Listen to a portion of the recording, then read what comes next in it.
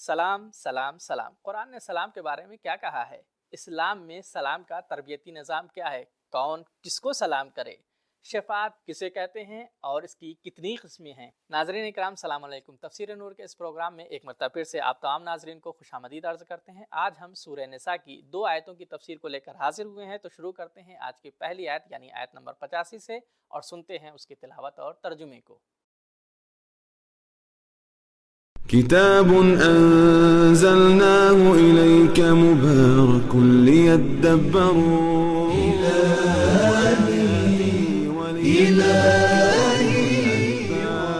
بسم الله الرحمن الرحيم من يشفع شفاعة حسنة يكن له نصيب منها ومن يشفع شفاعة سيئة يكن له كفل منها وكان الله على كل شيء مقيتا۔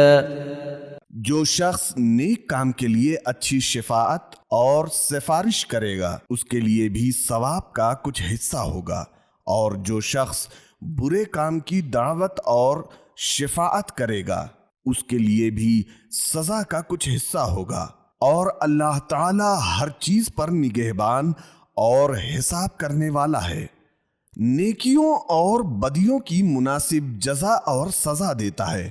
تو ناظرین آئیے جانتے ہیں اس آیت کے اہم پوائنٹس کو۔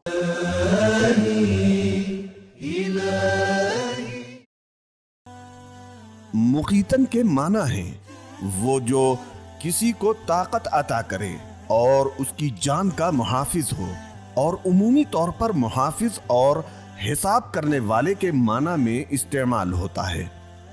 اس سے پہلی آیت میں بتایا گیا ہے کہ ہر شخص کو اپنے کیے کا جواب دینا ہے، لیکن اس آیت میں نیک کام یا برے کام کی دعوت دینے اور اس کی سفارش کرنے میں اس کے ثواب و عذاب میں شریک ہونے کا تذکرہ ہے۔ نصیحت کرنا، صلح کروانا، سبق پڑھانا اور تربیت کرنا، محاذ کی رغبت اور شوق دلانا، نیک کام میں مدد، یہ سب شفاعتاً حسنہ کے مصادیق ہیں۔ چنانچہ حدیث میں دوسروں کے حق میں دعا، امر بالمعروف، نیکی کی طرف ہدایت بھی شفاعتاً حسنہ کے مصادیق میں ذکر کیا گیا ہے۔ تفسیر صافی: غیبت، چغلی، نافرمانی، تہمت، فتنہ، محاذ اور میدان جنگ پر جانے سے ڈرانا، وسوسہ اور سازش شفاعتاً سیئتاً کے مصادیق میں سے ہے۔ تو یہ تھا آیت کا ترجمہ اور اس کے اہم پوائنٹس۔ آئیے چلتے ہیں آیت کے اہم میسیجز کو بھی جان لیتے ہیں۔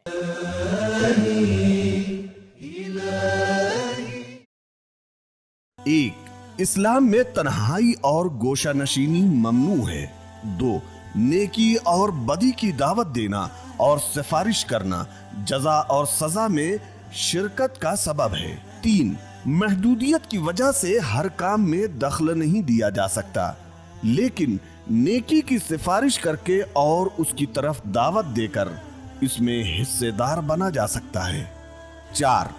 رابطے کا کام کرنے والے شخص کو بھی اس کا حق ادا کیا جانا چاہیے۔ جو لوگ خیریہ امور میں یا تجارت میں رابطے کا کام کرتے ہیں ان کا بھی حق ہوتا ہے۔ 5. شفاعت کرنے اور واسطہ بننے میں خدا کو مد نظر رکھنا چاہیے۔ تو یہ تھی آیت نمبر 85 کی تفسیر۔ آئیے چلتے ہیں آیت نمبر 86 کی تفسیر کو جاننے کے لیے اس کی تلاوت اور ترجمے کو سنتے ہیں۔ وَإِذَا حُيِّيتُم بِتَحِيَّةٍ فَحَيُّوا بِأَحْسَنَ مِنْهَا أَوْ رُدُّوهَا إِنَّ اللَّهَ كَانَ عَلَى كُلِّ شَيْءٍ حَسِيبًا۔ اور جب بھی تمہیں سلام کیا جائے تو جواب میں تم بھی اس سے بہتر طور پر سلام کرو، یا کم از کم وہی الفاظ کہہ دو، یقیناً اللہ تعالی ہر چیز کا حساب کرنے والا ہے۔ اس آیت کریمہ میں کچھ اہم پوائنٹس بیان کیے گئے ہیں، آئیے اس کی طرف اشارہ کرتے ہیں۔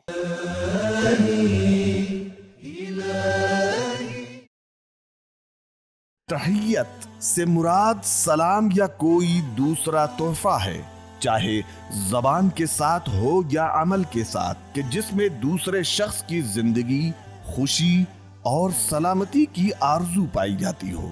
اسی طرح ہدیے کے بدلے میں اس سے بہتر ہدیہ دینا چاہیے، جیسا کہ امام حسن علیہ السلام کو ان کی کنیز نے ایک پھول ہدیے میں پیش کیا تو امام علیہ السلام نے جواب میں اسے آزاد کر دیا اور پھر یہ آیت تلاوت فرمائی۔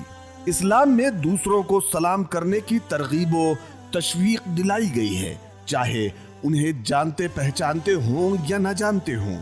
کنجوس اسے بھی کہا گیا ہے جو سلام کرنے میں کنجوسی کرے۔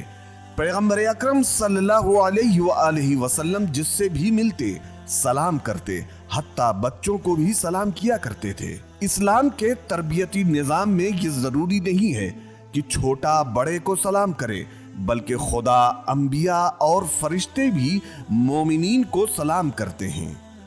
خدا کا سلام، سلام علی نوح فی العالمین، سورہ صافات آیت نمبر 79۔ پیغمبر کا سلام، وَإِذَا جَاءَكَ الَّذِينَ يُؤْمِنُونَ بِآيَاتِنَا فَقُلْ سَلَامٌ عَلَيْكُمْ، سورہ انعام آیت نمبر 54۔ فرشتوں کا سلام، تتوفاہم الملائکۃ طیبین یقولون سلام علیکم، سورہ نحل آیت نمبر 32۔ تو یہ تھے اس آیت کریمہ کے اہم نکات، آئیے چلتے ہیں آیت کے اہم پیغام پر روشنی ڈالتے ہیں۔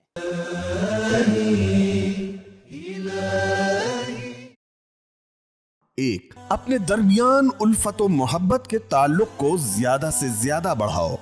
دو، لوگوں کے احسان کو قبول نہ کرنا اور ٹھکرا دینا مناسب نہیں ہے، ہاں اسے قبول کرو اور اچھے انداز میں اس کا جواب دو۔ تین، محبتوں اور تحفوں کا بدلہ دینے میں دیر نہیں کرنی چاہیے۔ چار، اسلام میں اچھائی کا جواب بہتر اچھائی سے دینا مستحب ہے۔ پانچ، نیکی کا جواب پہلے تو بہتر انداز میں دینا چاہیے، اگر ایسا نہ ہو سکے تو اس جیسا جواب تو دینا ہی چاہیے۔ 6، اگر تمہیں سلام کا جواب نہ ملے تو پریشان مت ہو جانا، کیونکہ اگر لوگ جواب نہ دیں تو اس سے کوئی فرق نہیں پڑتا، اللہ کے پاس اس کا حساب موجود ہے۔ لوگوں کی الفت اور اظہار محبت کو جواب کے بغیر مت چھوڑ دو، ورنہ خدا تمہارا حساب بھی کرے گا۔ آج کے ایپیسوڈ میں ہم نے یہ بات جانی کہ سلام کرنے سے آپسی محبت بڑھتی ہے، اور اگر کوئی انسان سلام کا جواب نہ دے تو ہمیں پریشان ہونے کی ضرورت نہیں ہے۔ کیوں؟ کیونکہ خدا دیکھ رہا ہے۔ ملتے ہیں اگلے ایپیسوڈ میں، تب تک کے لیے شکریہ، خدا حافظ۔ سبیل قرآن، قرآنی سماج کی پہچان۔